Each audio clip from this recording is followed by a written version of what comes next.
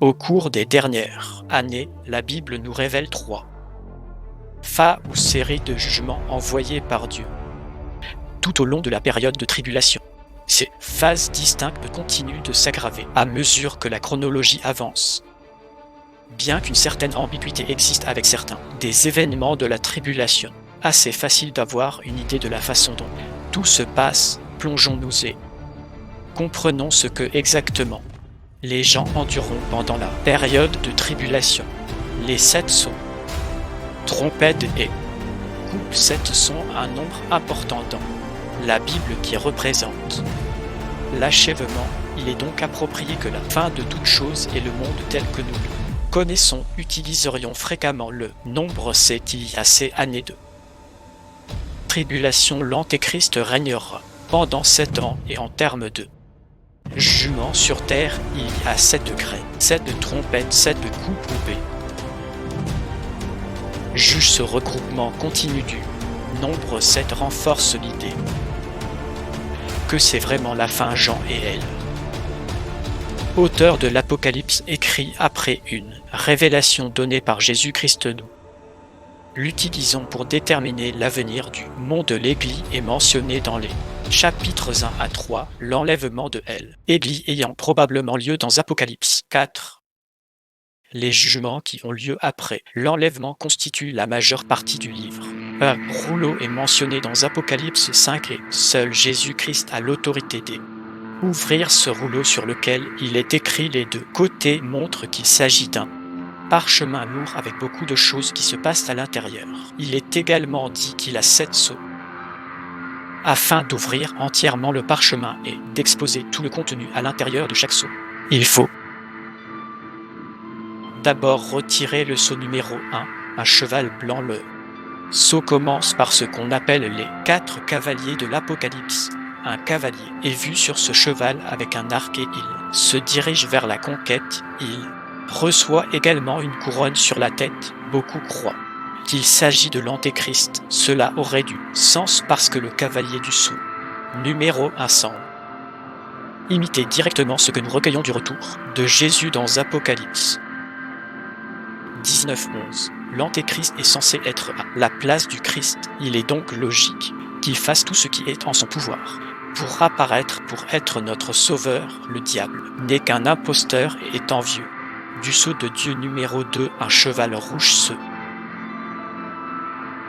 cavalier entre en scène pour prendre la paix de la terre. Une grande épée est donnée au cavalier du cheval rouge. Cela symbolise la guerre. Cela c'est probablement ce à quoi Jésus fait référence dans Matthieu 24, 6, 7, où la Bible dit « Et vous entendrez parler de guerre et de rumeurs de guerre. Voyez que vous n'êtes pas troublés, car toutes ces choses doivent arriver, mais la fin n'est pas encore.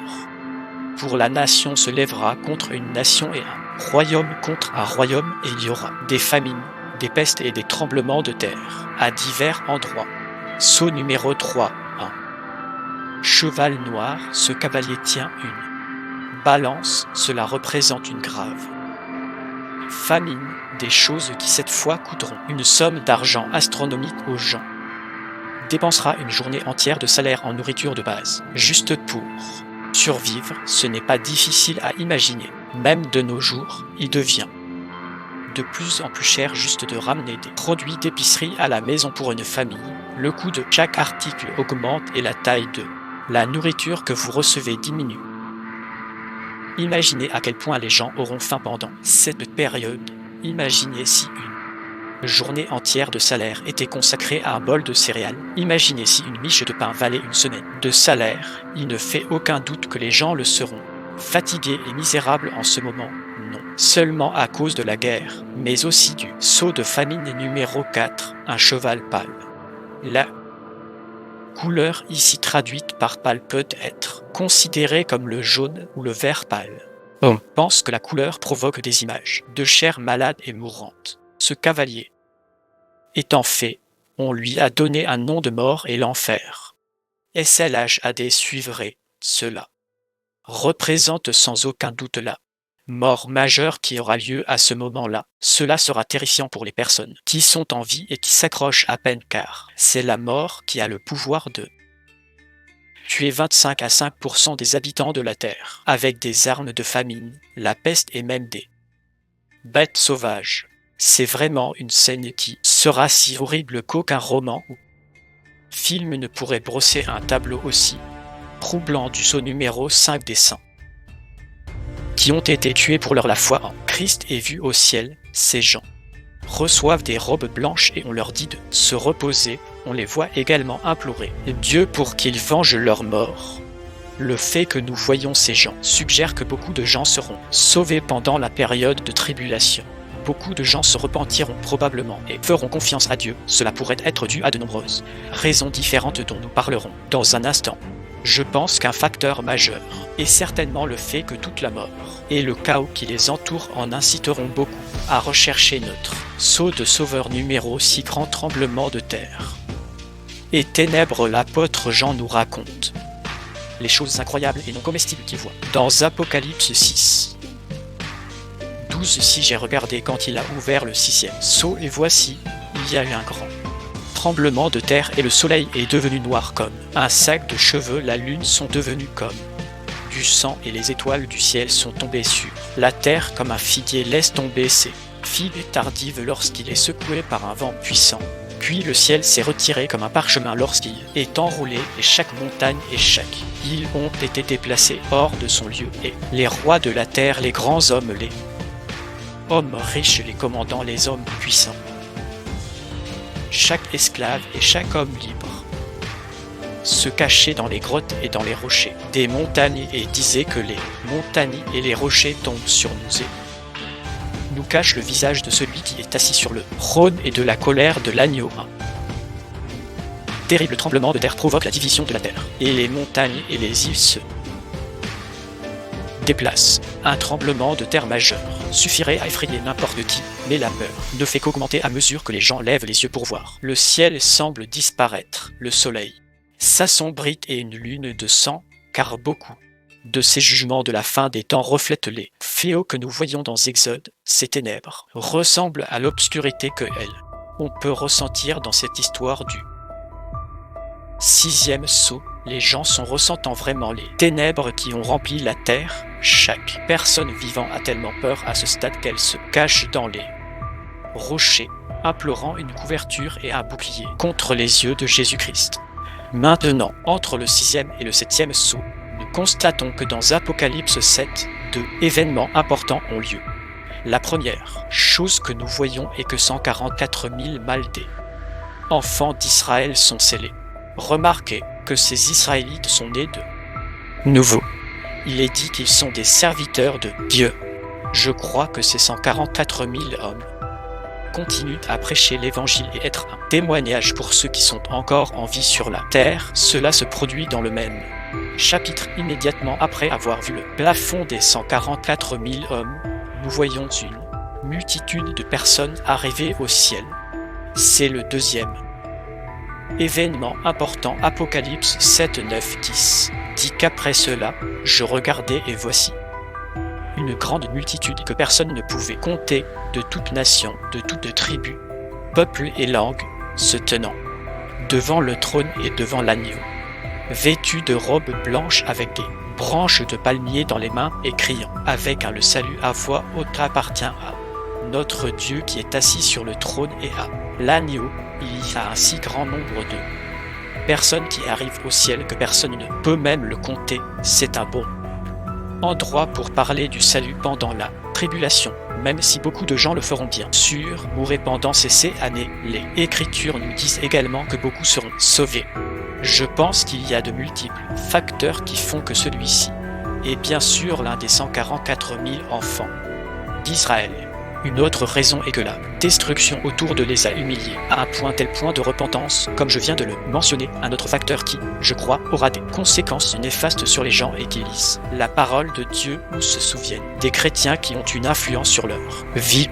Je suis sûr que même si Antéchrist sera au pouvoir et tentera de tamponner parmi les vrais chrétiens, je crois que la parole de Dieu sera accessible aux gens, même si ce n'est que par fragments. Et cela apportera non seulement de l'espoir mais aussi la bonne nouvelle de la rédemption par Jésus-Christ et la fin de leur souffrance. Peut-être les livres les articles, les lettres, la poésie et d'autres œuvres d'art qui glorifient Dieu seront laissées derrière l'enlèvement. Cela aura un impact sur le salut de nombreuses personnes, même après l'enlèvement. Le dernier facteur est ce que la Bible appelle les deux témoins qui sont présentés dans Apocalypse 11 et ils sont sans aucun doute joueront un rôle important dans la venue des gens à Christ pendant la tribulation. Ils sont martyrisés dans le même chapitre, ce qui provoque la célébration des personnes encore en vie, mais leur joie est interrompue, car peu de temps après, les deux témoins sont ressuscités par le sceau de Dieu numéro 7 se déroule. Et il y a un silence pendant une demi-heure au ciel, tout est calme, cela ne semble pas grave mais c'est calme avant la tempête, c'est le sceau final qui est ouvert pour inaugurer la deuxième phase du jugement de Dieu. Le silence est un temps de souvenir devant Dieu, des prières de ses saints bien-aimés. Dieu se souvient de chaque dernière larme et de chaque dernière prière de chaque saint qui a jamais parcouru la terre, chaque blessure, chaque lutte, chaque souvenir douloureux que nous créons. Dieu se souvient, Dieu arrangera tout un jour, et c'est son concentrez-vous sur la tribulation, les éclairs et le tonnerre et encore un autre tremblement de terre alors que les sceaux sont enlevés et que les trompettes commencent. Et maintenant pour les jugements de la trompette. Trompette numéro 1. Qu'est-ce qui est pire que la grêle? La grêle, c'est du feu, ce qui est pire que la grêle, du feu grêle, le feu mélangé avec du sang, c'est ce qui se passe ici à la première trompette. Cela fait qu'un tiers de la terre est complètement brûlé en une trompette croustillante. Numéro 2. Apocalypse 8:8 dit que le deuxième ange sonna de la trompette, et quelque chose comme une grande montagne brûlante de feu fut jetée dans la mer, et un tiers de la mer sont devenus du sang. Nous ne pouvons pas le savoir avec certitude, mais beaucoup pensent qu'il est très possible que ce soit un volcan qui a été arraché de la terre et jeté dans la mer. Cela ne provoque pas seulement une vapeur qui s'éteint ensuite, à une sorte d'action surnaturelle qui a lieu sur ce volcan ou quoi que ce soit qui est jeté dans l'océan, ce qui fait que l'océan se transforme en sang. Notez que l'océan ne se contente pas de devenir rouge ou de ressembler à du sang. Il est dit que l'océan devient en fait du sang à cause de ceci. Un tiers des créatures marines meurent et un tiers des navires sur la mer sont détruits. Trompette numéro 3. Une grande étoile que beaucoup croient être un astéroïde en feu tombe du ciel et s'écrase sur la terre.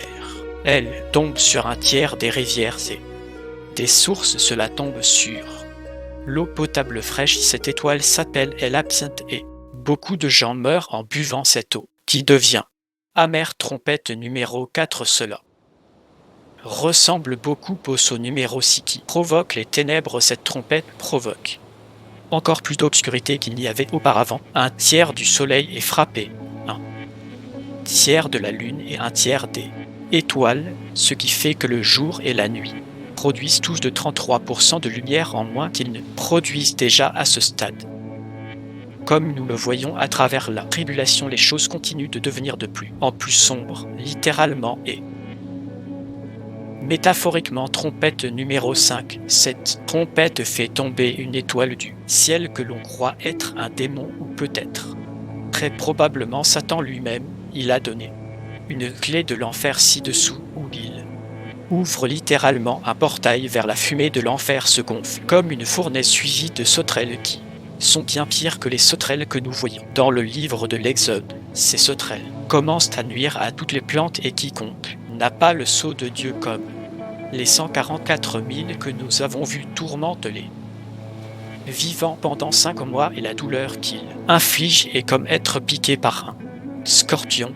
Ils n'ont pas le droit de tuer qui que ce soit, ce qui est une torture parce que la Bible nous dit que de nos jours, les gens désireront mourir mais ne pourront pas choisir la solution de facilité dans un avenir proche. De cette façon, cela préfigure l'enfer. L'enfer sera un tourment conscient éternel qui ne finit jamais et auquel on ne peut jamais échapper. Que cela soit un avertissement pour quiconque n'est pas sauvé. Cela ne doit pas nécessairement être votre réalité. Vous pouvez échapper à cela si vous appelez le Christ à sauve-toi chrétien. Nous devons avertir les autres afin qu'ils puissent échapper non seulement à la tribulation mais aussi à une éternité en enfer tourmenté et séparé de l'amour de Dieu. Trompette.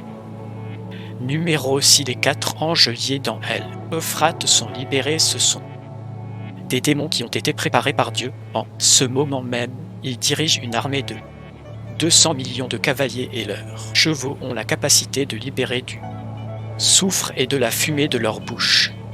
Un tiers de la population est tuée. Le nombre de personnes restant sur Terre continue de diminuer après tout.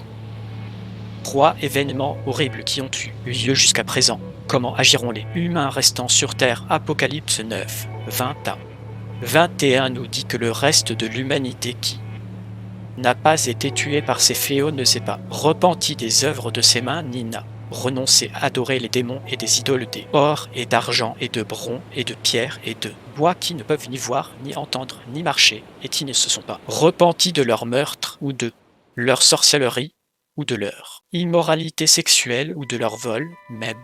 Face à la mort et au chagrin, beaucoup de gens choisiront de le faire rejeter Dieu et accepter la méchanceté qui provoque le jugement. C'est très triste. Ce que nous pouvons en apprendre, c'est que la nature humaine a un très fort désir de s'accrocher au péché même qui nous détruit et place un fossé entre nous et Dieu. Trompette numéro 7. Le temple de Dieu dans le ciel s'ouvre avec des éclairs, de la grêle et un tremblement de terre. Cela prépare le terrain pour l'introduction de la dernière phase du jugement de Dieu qui sont les 7 bols de sa colère. Bol numéro 1. Lorsque ce bol est versé à toute personne qui a la marque de la bête reçoit des plaies très douloureuses et celle d'où le bol numéro 2 est versé dans la mer et le transforme en sang. À ce stade, toute la vie marine meurt. Le bol numéro 3 est versé dans les rivières et les sources maintenant jusqu'à la dernière goutte de l'eau fraîche devient aussi du sang. L'ange qui verse ce bol fait une déclaration importante au milieu de toutes les malédictions du nom de Dieu pour les événements qui ont lieu. L'ange dit: es-tu juste aux saints qui étaient pour toi à apporter ces jugements, car ils ont versé le sang des saints et des prophètes et vous leur avez donné du sang à boire, c'est ce qu'ils méritent. Nous devons nous rappeler que Dieu est certainement amour, miséricorde et grâce, mais qu'il est aussi juste et juste pour qu'il arrange les choses et soumettre toutes choses à sa bonté. Le péché doit être réglé une fois pour toutes. Bol numéro 4. Ce bol est étonnamment versé sur le soleil. Cela fait que le soleil brûle si fort que les gens deviennent brûlés. Cela fait que les gens blasphèment de plus en plus son nom et toujours sans aucun repentir. Bol numéro 5. Ce bol est versé sur le trône de la bête. Il n'y a pas de temps ici pour expliquer ce concept, mais la bête est adorée à ce stade à la place de Dieu. Lorsque cela se produit, le royaume tout entier est plongé dans les ténèbres. Les gens rongent les dents à cause de la douleur qu'ils ont déjà endurée, et ce mois de mai des ténèbres aggrave les choses pour eux. Une possibilité que les gens croient est que maintenant, au lieu du soleil brûlant, le soleil n'existe plus du tout et il fait trop froid, et c'est une nouvelle douleur compilée sur les furoncles de la chair brûlée. Bol numéro 6. Ici, le fleuve Euphrate s'assèche aussi. Les démons commencent à faire des signes et ils s'alignent et se préparent à lutter contre le Seigneur à son arrivée. Bol numéro 7. Ce bol final est versé dans l'air. Une voix forte proclame que c'est fait. Le pire tremblement de terre que l'humanité ait jamais vu se produit à ce moment-là. Jérusalem est divisée en 3 parties et le reste des villes des nations tombent, les îles et les montagnes disparaissent.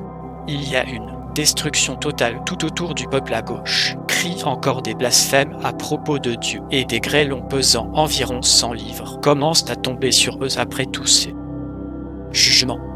Jésus revient et arrange les choses. Tous les saints vivent avec leur Sauveur pendant un règne de 1000 ans, où le Christ règne et montre ce que la vraie justice est. Après cela, le leadership ressemble à cela. Satan est lié pour toujours et les Saints vivent avec Christ pour toujours dans le nouveau ciel et la nouvelle terre. Aucun péché n'existe. Là-bas, pas de chagrin ni de douleur.